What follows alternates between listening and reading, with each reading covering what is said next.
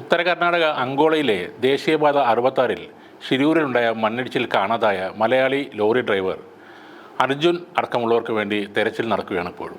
സംഭവ സ്ഥലത്ത് നിന്ന് 12 കിലോമീറ്റർ അകലെ ഗോകർണത്തിന് സമീപമാണ് ഇന്നൊരു മൃതദേഹം കണ്ടെത്തിയത്. പുഴയുടെ മറുകരയിൽ കാണാതായ സന്ന ഹനുമന്തപ്പ എന്ന സ്ത്രീയുടേതാണ് ഇത് എന്ന് കരുതപ്പെടുന്നു. അർജുനെ കാണാതായിട്ട് ഇന്നേക്ക് 8 ദിവസം പിന്നിടുകയാണ്. രക്ഷാപ്രവർത്തനം 7 ദിവസം പിന്നിട്ടതോടെ കരയിലെ തെരച്ചിൽ പൂർണ്ണമായും അവസാനിപ്പിച്ചിട്ടുണ്ട്. കൂടുതൽ റഡാർ ഉപകരണങ്ങൾ എത്തിച്ച് ഇനി പുഴ കേന്ദ്രീകരിച്ചാണ് അർജുനായുള്ള തെരച്ചിൽ നടക്കുക. സൈന്യത്തിൻ്റെ പൂർണ്ണ നേതൃത്വത്തിലായിരിക്കും ഇനിയുള്ള തെരച്ചിൽ.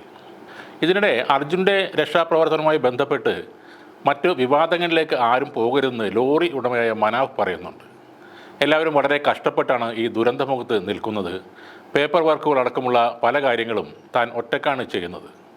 കേരളത്തിൽ നിന്ന് ഇനി ആരും ദുരന്ത സ്ഥലത്തേക്ക് വരരുതെന്നും മനാഫ് പറയുന്നു. 25 പേർക്കാണ് അനുമതിയുള്ളത്. ഇത്രയും ആളുകൾ മതി. കേരളത്തിലുള്ളവർ കർണാടകയെ അപമാനിക്കുന്നു എന്ന തരത്തിലാണ് അവിടെ ഇപ്പോൾ പ്രാദേശിക തലത്തിൽ വാർത്തകൾ വരുന്നത്. അത് അന്വേഷണത്തെ ബാധിക്കും. ഇതിനിടയിൽ സോഷ്യൽ മീഡിയയിൽ ശ്രദ്ധ നേടാൻ നടക്കുന്ന ഒരുത്തൻ അവിടെ എത്തിയിട്ടുണ്ട്. എന്തെങ്കിലും കാരണങ്ങൾ പറഞ്ഞ് പൈസ പിരിക്കലാണ് ഇവൻ്റെ സ്ഥിരം പരിപാടി. ഇവൻ അവിടെ എത്തി റിപ്പോർട്ടർ ടിവിക്ക് മുന്നിൽ പ്രത്യക്ഷപ്പെടുകയും ഇയാളെന്തോ വലിയ സംഭവമാണെന്ന് കരുതി അരുണുമായി സംസാരിക്കുന്ന വാർത്തയും അവർ കൊടുത്തിരുന്നു. ദുരന്തങ്ങൾ എവിടെയെങ്കിലും ഉണ്ടായാൽ അവിടെ പോയി ഫോട്ടോ എടുക്കലാണ് രേവത് ബാബു എന്ന ഇവൻ്റെ പ്രധാന പരിപാടി. അതിനോടൊപ്പം എന്തെങ്കിലും കാരണങ്ങൾ പറഞ്ഞ് പണപ്പിരിവും ഇയാൾ നടത്തും. ആലുവയിൽ ക്രൂരമായി കൊല്ലപ്പെട്ട 5 വയസ്സുകാരിയുടെ സംസ്കാര കർമ്മങ്ങൾ നടത്തിയ സംഭവത്തിൽ കർമ്മങ്ങൾ ചെയ്തുകൊണ്ട് ശ്രദ്ധ നേടാൻ നോക്കിയ ആളാണ് ഈ രേവത് ബാബു എന്ന ഇത്തിൽക്കണ്ണി.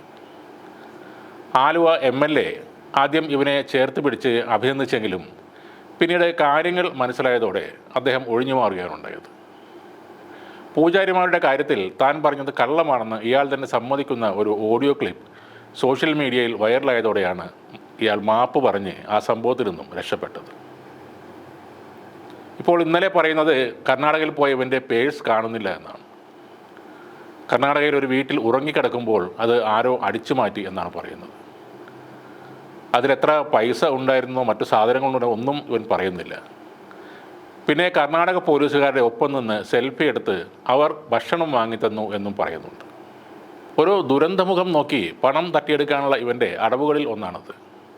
പേഴ്സ് അടിച്ചു കൊണ്ടുപോയവർ ഇവൻ്റെ മൊബൈൽ കൂടി കൊണ്ടുപോയെങ്കിൽ വളരെ നന്നായിരുന്നേനെ എന്നാണ് സോഷ്യൽ മീഡിയയിൽ പല കമൻറ്റുകളിലും പറയുന്നത്. അന്തരിച്ച മഹാനടൻ കലാഭവൻ മണിയുടെ പേര് പറഞ്ഞാണ് ഇവൻ ആദ്യമായി ശ്രദ്ധ പിടിച്ചു പറ്റുന്നത്.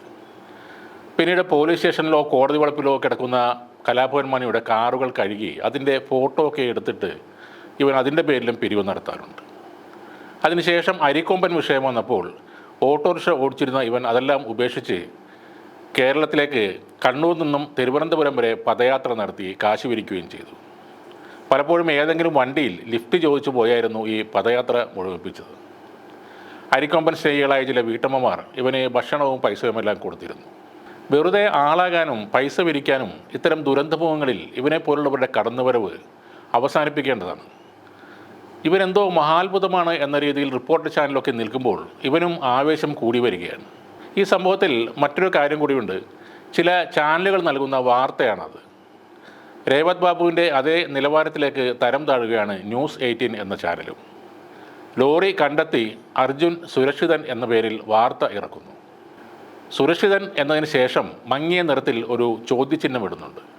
അതോടെ ചാനൽ സേഫായി മില്യൺ കണക്കിന് വ്യൂസും കിട്ടി. അർജുൻ്റെ വിഷയത്തിൽ മാധ്യമങ്ങൾ കാര്യമായ പങ്ക് വഹിച്ചിട്ടുണ്ട്. ദേശീയ ശ്രദ്ധയിലേക്ക് ഈ വിഷയം കൊണ്ടുവരാനും രക്ഷാപ്രവർത്തനങ്ങൾ വേഗത്തിലാക്കാനും അവർ വളരെയധികം സഹായിച്ചിട്ടുണ്ട്. അപ്പോഴും ആ കൂട്ടത്തിലെ പാഷാണത്തിൽ കൃമികളായി മാറുകയാണ് ന്യൂസ് 18-ഉം രേവത് ബാബു എന്ന ഈ ഇത്തിൽക്കണ്ണിയും.